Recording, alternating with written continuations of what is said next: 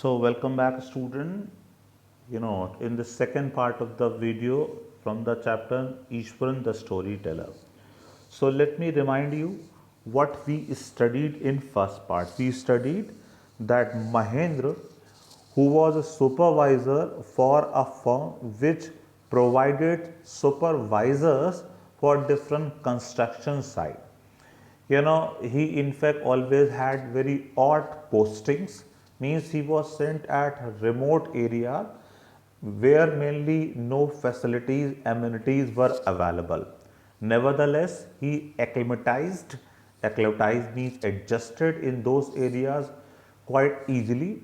The reason of this was his servant Ishwaran was a versatile servant. He in fact was a perfect cook. Nevertheless, he in fact did rest of the works for Mahendra as well. He in fact cooked food, cleaned house, and in fact all the works of Mahendra were done by Ishwaran. On the top of that, he was a perfect storyteller as well. So that is why he was a sort of compensation for television for Mahendra, because in those remote areas where there wasn't any mode of entertainment, Mahendra seemed to make up this absence of TV. So this was the reason Mahendra in fact liked Ishwaran's company a lot, and Ishwaran was always very much innovative in his storytelling as well. This was his this ability, competency, that he was able to present a very normal situation full of mystery and suspense. So in this way, Ishwaran was in fact an asset. Asset means something valuable, asset for Mahendra. One day, in fact, he started telling a story about wild elephants. He told that when elephants go wild, they become reckless, uncontrolled. So then he started telling as such a story about his own village. Now let's go ahead with that story. Let's see. One day a tusker escaped from timber yard. Tusker means elephant, and it ran away from wood yard and began to roam about. Started roaming around, stamping on bushes. Stamping means crushing bushes, tearing up wild creepers, destroying wild creepers like money plant kind of creeper, and breaking branches at will. And he started destroying branches at his desire. Sir, how an elephant behaves when it goes mad. He told, sir, when an elephant becomes mad, wild, how he behaves, sir. Fine. Ishwaran would get so caught up in the excitement of his own story. He in fact got so rapt, R-A-P-T, rapt means deeply involved in something. That's what is called raptness. So he got wrapped in his own story so profoundly, so deeply. All right, would get up that he would get up from the floor and jump about around, stamping the feet. Stamping means hitting the feet in emulation. Emulation means copying of mad elephant. To copy mad elephant, he got up and he started jumping around.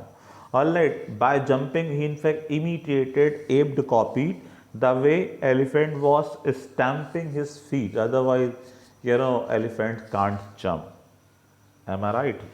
Perhaps I believe that's what I have studied. No way, let's move ahead. What has happened? Just a sec. Let me set it on a pause. Yes, so see, the elephant reached outskirt of a town. Outskirt, outside area of a city is called outskirt area, like South City, that is on outskirt of Shahjahanpur. Fine. So let's see, outskirt of our town, breaking the fences down like matchstick. And he started breaking the fences, mean outside boundary like matchsticks. He would continue. He would continue. Ishwaran continued his story. It came into the main road and smashed all the stalls selling fruit, mud pots and clothes. And then elephant persisted vandalization, continued destruction by breaking everything, mud pod, by tearing clothes. So that's what elephant continued to do. Then all the state close, people ran helter skelter in panic. Helter skelter means they in fact rushed around in panic, and of course they got panic ridden. Panic. Now see, the elephant now entered a school ground where children were playing. So elephant entered a school, children were playing there, breaking through the brick walls. He destroyed brick walls, made a hole, came through that. All the boys ran into the classrooms and shut the doors tight. Of course, the children went back to their own classes. The beast grunted. The sound of elephant shouting is called grunt. The beast elephant grunted and wandered about and roamed about, pulling out the football goal post. He destroyed football goal post, tearing down the volleyball net. He tore volleyball net, flattening the drum. Kicking and flattening the drum kept for water. So drum was there. He stamped his feet, or foot on drum, which in fact flattened it completely. The circular drum got flattened completely. And uprooting the shrubs means the bushes. He uprooted bushes. Meanwhile, all the teachers had climbed up to the terrace of a school building. So it had become a sight to behold, to watch for everyone. Everyone was witnessing this wildness of the elephant. Even teachers were there on the terrace. They were watching how in fact elephant was vandalizing everything. So what happened from there? From there they helplessly watched the depredation, mean destruction of the elephant. They were watching destruction of the elephant from there. There was not a soul below on the ground, and not a single person left over, in the ground. The streets were empty, as if the inhabitants, means resident, the local people, resident of the entire town had suddenly disappeared. So streets were completely empty because everyone was making sure about his safety, and this was the reason everyone had locked himself in his room. So that is why the streets were completely empty. I was studying in the junior class at that time. So Ishwan was a student of junior class and was watching the whole drama from the rooftop. And he was also witnessing this side, which side when elephant was destroying over there. I don't know what came over me suddenly, what happened to him. Suddenly something went wrong. Any mata came on him, pita came on him. He in fact became insane. I grabbed a cane from the hands of one of the teachers. So teacher had one stick in his hand. He snatched that stick, from the hand of teacher and ran down the stair and into the open. And immediately he ran down, like that mata was there on him. He did not think about the wild elephant being over there.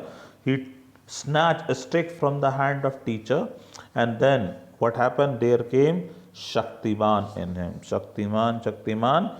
He ran into the open. The elephant grunted when elephant saw his enemy. Who was enemy of elephant? Of course, Ishwaran. And threateningly, menacingly means threateningly, moved a branch of a tree which it held in its trunk. So that elephant was holding, a branch in its hand. See here, it's there. I had spoken his. What is correct to speak? It is correct. His is correct for elephant thing. What is correct? It is correct. You will say it because you have read in book. So let me tell you, his is also correct. The point is there, when any author does not know gender of animal or does not want to disclose gender of any animal, the writer uses it for that animal. But if gender is known to the person, he can write he as well as she. So, I defined gender, although I would say since I did not know, so I was not supposed to define, but yes, this is the choice of author to define gender of, animal. If he wants to use he or she, he can, otherwise, he can use it as well. So, see, dust held trunk, it stamped at feet, it looked frightening me.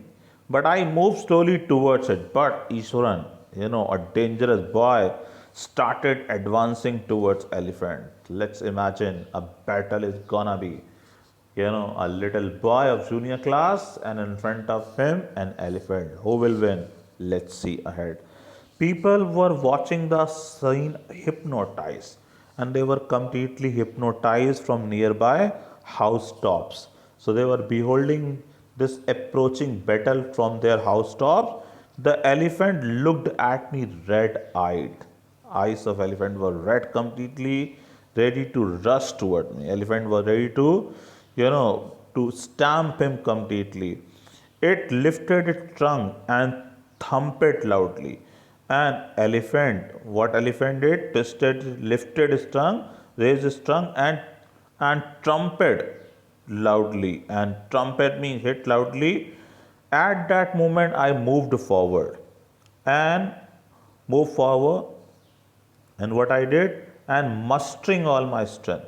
And mustering means collecting my courage, wigged, hit its toenail on the quick. And then what happened? Ishwaran, mustering means collecting his courage, hit the third toenail of the elephant. And then what happened? The beast looked stunned. And that beast was stunned, surprised. For a moment, he got surprised. What happened? How this little child dared to hit my toenail, and what he did. And then he kept on watching, Ishwaran with surprise. He was completely stunned, means flabbergasted, dumbfounded, awestruck, amazed, surprised, bewildered, and then it shivered from head to foot and collapsed. And then he fell down. So, see how Ishwaran, like a superhero, Shaktiman, fainted the elephant in one go, in single stick. How brave, how powerful Ishwaran was. He seemed to have indomitable courage. That is why, in single hit, he in fact, what he did, he in fact fainted elephant. At this point, Ishwaran would leave the story unfinished. And Ishwaran was very clever storyteller. He knew that the excitement of Mahendra was at fever pitch level, means highest level. He was super excited to know what happened further. So that is why, to enjoy this excitement to the fullest, he did not complete the story. He left that story in between and got up. He get up mumbling, whispering something. What he whispered? I will be back after lighting the gas and warming up the dinner. Alright, let me go to light up the gas and warm dinner for you. Mahendra, who had been listening with rapt attention, see the same word I told, completely engrossed attention, would be left hanging. And you can understand when you are super excited to get something and that thing is not told to you, it enhances the excitement. You get completely impatient to get that thing. You want to hear that thing immediately. So the same kind of impatience was there in Mahendra as well. Who had been listening with rapt attention would be left hanging. When he returned, Ishwaran would not pick up the thread of the story. He intentionally would not continue the story because he was having full fun of this excitement of Mahendra. Mahendra would have to remind him that the conclusion was pending. The story was pending still. Alright. So, well, a veterinary doctor was summoned to revive the animal. He completed story. Veterinary doctor means doctor of animal was called up to revive. To revive means to bring back into senses, To bring back into the revived animal, Ishwan would surge casually. Surge means raise shoulder. He would raise shoulders casually. 2 days later, it was led away by its mahoor, to the jungle. And after 2 days, the elephant was taken back to the jungle. So Mahendra was shocked. He asked, "Well, how did you manage to do it, Ishwan? How did you do that? How you fainted the elephant in one go at single stick? How did you bring down the beast? How did you faint him?" Well, sorry, it has something to do with Japanese art. I think, sir, karate or jiu-jitsu, it is called. He said, "Sir, this ability is connected with karate." Means he knew karate as well. What is the name of this art? Karate, or it's also called jiu-jitsu. I had read about in somewhere it temporarily paralyzes the nervous system for you. My God. So he knew this art of paralyzing the nerve system, and which was sufficient to faint someone for a while. Come on. So, what is your opinion, student? Do you think that Ishwaran knew as a technique of fainting someone in one go, especially an animal like elephant? Do you believe this? I personally say no, it wasn't right. He was bragging actually. What is called bragging? Bragging means boasting off. To boast of means to talk high fi. Like sometimes everyone brags, boasts, saying, yesterday, uh, uh, who came at my home yesterday? Aditya came at my home. Second person asked, who Aditya? So, Are Aditya Yogi Nath, Chief Minister. Don't you know? He is friend of my father. So he oftenly visits our home. He troubles us very much. So when we talk this kind of hi-fi thing, this is what is called bragging. So of course, Ishwan bragged there, by telling this story. Of course, he did not know this art of fainting animal. Let's go ahead now.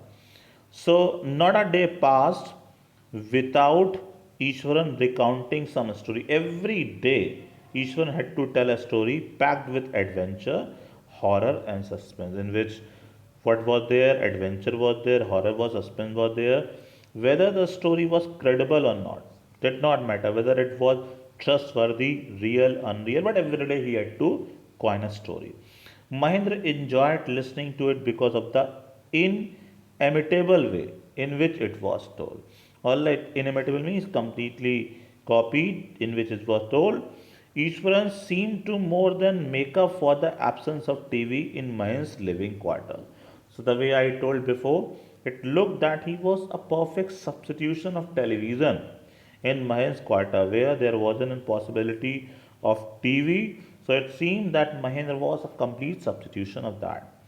One morning, when Mahendra was having breakfast, Ishwan asked, "What is? Can I make something special for dinner tonight, sir?" He asked. After all, today is an auspicious day. Auspicious day, anything auspicious, which in fact bring a good luck to us. That's what is called auspicious. According to the tradition, we prepare various delicacies, means eatables, dishes to feed the spirits of our ancestor today. So he told that this is the day when we prepare things for our forefather. This time, can you let me know what is this time called in Hindu mythology? Any guess? Any cylinder? No cylinder, no guess. So this is what is called, what is that called? Shraddh. This time is called Shraddh, when parents prepare different dishes to feed their ancestors. So any as such, tradition must have been there. So Ishwar informed this thing to Mahendra. That night, Mahendra enjoyed the most delicious dinner and complimented Ishwaran on his culinary skills. Culinary, cooking skills. So that day, Ishwaran prepared the tastiest food he had prepared ever. He seemed very pleased, but unexpectedly launched into a most garish account. Garish means dark account. Account in which there is involvement of supernatural things. Supernatural things, things of other world. Ghosts, witches, hocus pocus, hoodoos, black magic, deities, God, all these things come in the category of supernatural thing. So started telling, as such a story, what that story was would be covered in the next video of this chapter. Till then, thank you so much for listening to this chapter so patiently. You are very great, and so am I.